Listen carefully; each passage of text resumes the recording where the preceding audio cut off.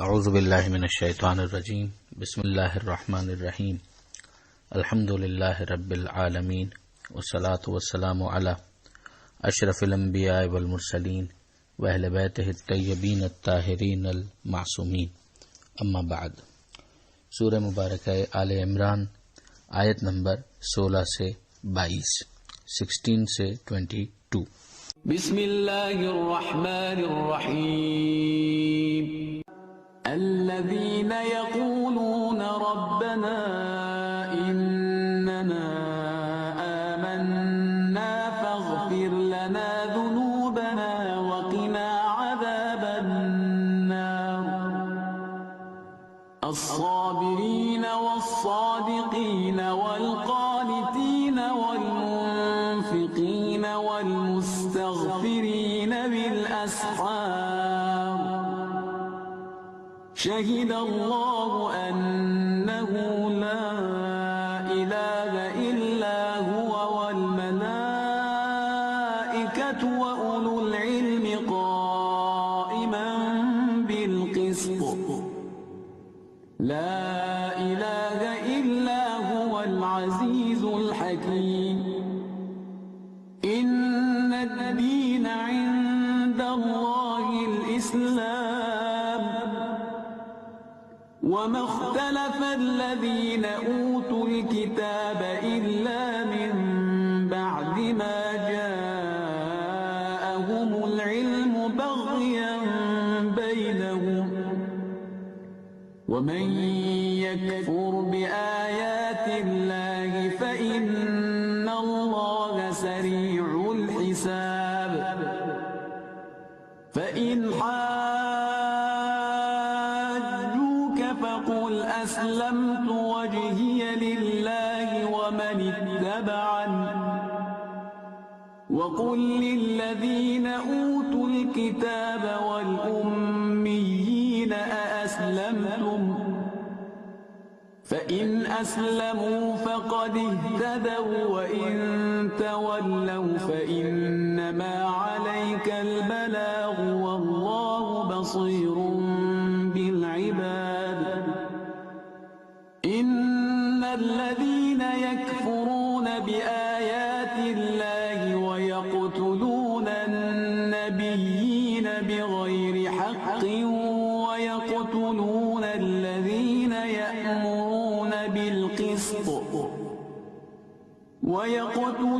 الذين يأمرون بالقسط من الناس فبشرهم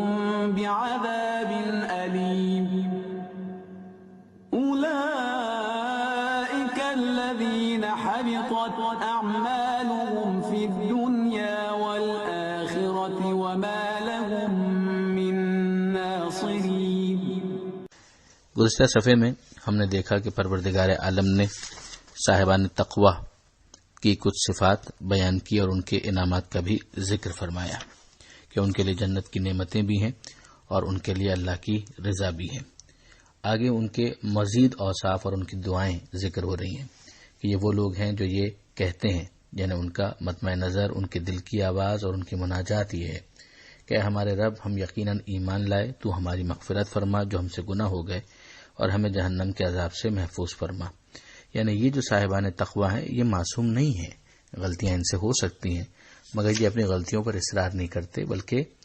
اپنے ان گناہوں کی معافی پروردگار عالم سے طلب کرتے ہیں۔ پھر ان کے مزید اوصاف بیان کرتے ہوئے ارشاد فرمایا کہ یہ صبر کرنے والے ہیں،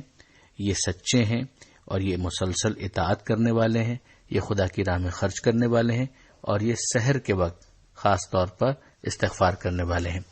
اب یہاں پر استغفار کا جو سحر کے ساتھ ذکر کیا، اس سے اس کی اہمیت بھی سمجھ میں آتی ہے کہ ویسے تو انسان ہر وقت استغفار کرے اور خدا سے مغفرت طلب کرے، مگر سحر خیزی جو ہے وہ بڑا ممدوح وصف ہے،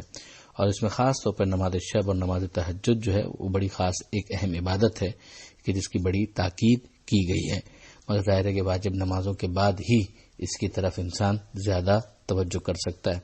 فجر کی نماز ہی اگر کسی سے قضا ہو رہی ہو تو نماز شب کی تاکید فضول ہے۔ اگلی آیت کے اندر پروردگار عالم نے دو انتہائی اہم عقائد کی طرف متوجہ کیا کہ اللہ گواہی دیتا ہے کہ اس کے سوا کوئی معبود نہیں ہے، اب یہ اللہ کی گواہی مختلف جو کائنات کے اندر آثار ہیں خود انسان کے اپنے وجود کے اندر، ان کے ذریعے سے بھی ہے، اور وہ آیتیں جو خدا نازل کرتا ہے ان کے ذریعے سے بھی ہے جو قرآن کی صورت میں ہمارے سامنے ہے۔ پھر خدا فرماتا ہے کہ ملائکہ بھی اس بات کی گواہی دیتے ہیں۔ اب ملائکہ کا تدبیر کے اندر جس طرح سے پروردگار کی اطاعت کرتے ہوئے مختلف امور کو انجام دینا، اور اسی طرح سے مثلا جناب جبریل کا آیتوں کو لے کر نازل ہونا، یہ ان کی طرف سے گواہی بن گئی۔ وہ اولو العلم میں، اور اسی طرح صاحبان علم بھی اس بات کی گواہی دیتے ہیں کہ اللہ کے سوا کوئی معبود نہیں، تو صاحبان علم کا علمی دلائل کے ذریعے گواہی دینا، اور اسی طرح سے پھر ان کا میدان عمل کے اندر قربانیاں پیش کرنا، تو یہ غیب پر ایمان ہی تو ہے کہ جو انسان کو دنیا میں قربانی کے لیے آمادہ کرتا ہے کہ وہ اس خدا وحدہ لا شریک کے اوپر اطمینان اور یقین رکھتا ہے، سجدوں سے کھینچتا ہے جو مسجود کی طرف، تنہا جو ایک اشارہ ہے معبود کی طرف۔ تو جو شمالی آبادی کا بھی امام حسین علیہ السلام کے اس سجدے کے اوپر بہت ہی خوبصورت شعری انداز میں تبصرہ ہے۔ تو یہ ایک عقیدہ تو ہو گیا کہ اللہ کی توحید، اللہ کی گواہی بھی اس پر، ملائکہ کی بھی اور صاحبان علم کی بھی۔ جو دوسرا عقیدہ ساتھ ہی ساتھ ہے وہ ہے قائمن بالقسط، کہ خدا جو ہے وہ قسط عدل کے اوپر قائم ہے، عدالت کے ساتھ برقرار ہے۔ یہیں سے آپ اندازہ کیجئے کہ دو گواہیاں جو بہت امپورٹنٹ یہاں پر دی گئیں، اس میں توحید کے ساتھ عدل کو بھی شامل کیا گیا۔ عدل کے لیے جو دوسرا لفظ اور جو زیادہ قوت کے ساتھ ہے وہ قسط کا ہے، جو قرآن مجید کے اندر استعمال ہوا ہے۔ پھر پروردگار عالم فرماتا ہے کہ لا الہ الا ہو، اللہ کے سوا کوئی معبود نہیں، اور وہ عزیز اور حکیم ہے۔ اس کو یوں کہا جائے کہ ایک مرتبہ پھر توحید اور عدل کو اس طرح سے بیان کیا گیا کہ اللہ کے سوا کوئی معبود نہیں، اور جب وہ عزیز اور حکیم ہے تو اس کا نتیجہ عدالت ہی ہوگا، کہ حکیم کا کوئی فعل اور کام حکمت سے خارج نہیں ہوتا۔ حضرت علامہ سید علی نقوی صاحب نے حاکم نیشاپوری کی بعض عبارتوں کو کوٹ کر کے بہت عمدہ نتائج مرتب کیے ہیں، اور وہ پڑھنے سے تعلق رکھتے ہیں۔ اگلی آیت جو 19ویں آیت ہے، اس میں ارشاد ہوتا ہے کہ دین اللہ کے نزدیک فقط اسلام ہے،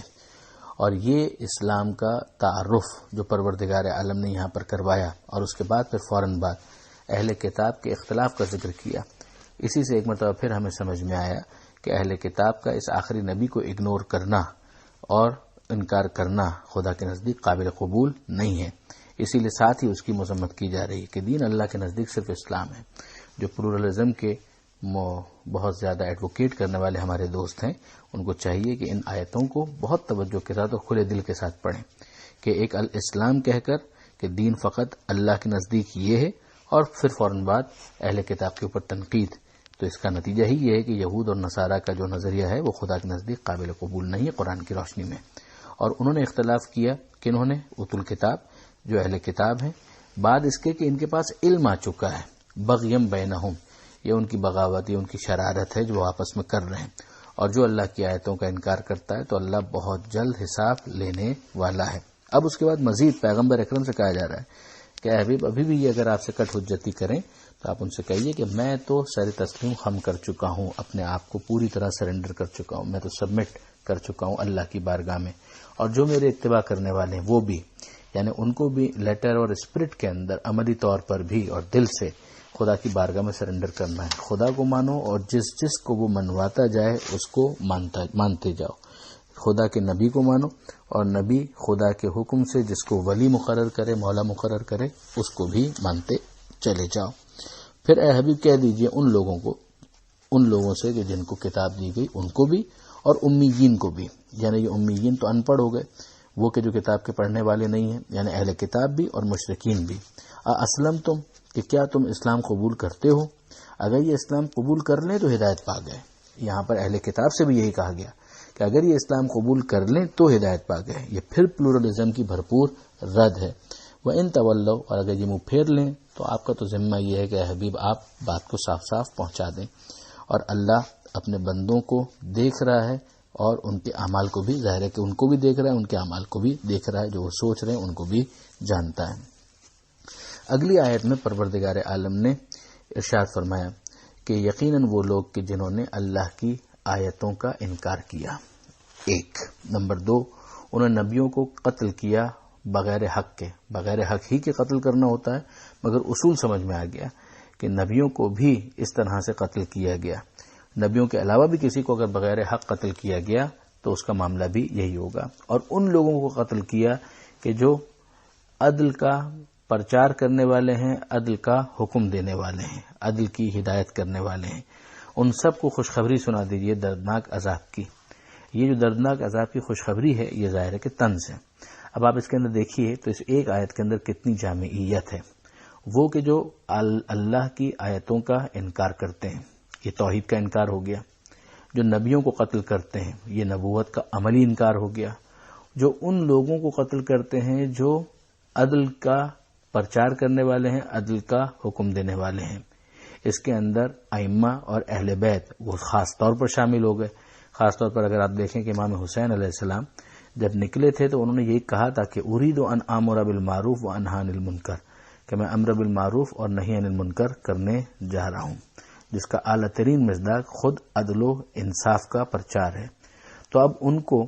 دردناک عذاب کی بشارت دے دیجئے. یہ قیامت کا ذکر آ گیا. اور پھر اگر ہم یہ سوال کریں کہ یہ سب کیوں ہوگا تو اس کا جواب عدالت ہے.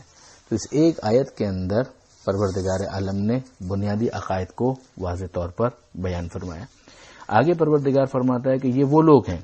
کہ جن کے جو اعمال ہیں وہ حبط کر دیے جائیں گے دنیا میں بھی اور آخرت میں بھی، اور ان کا کوئی مددگار نہیں ہوگا.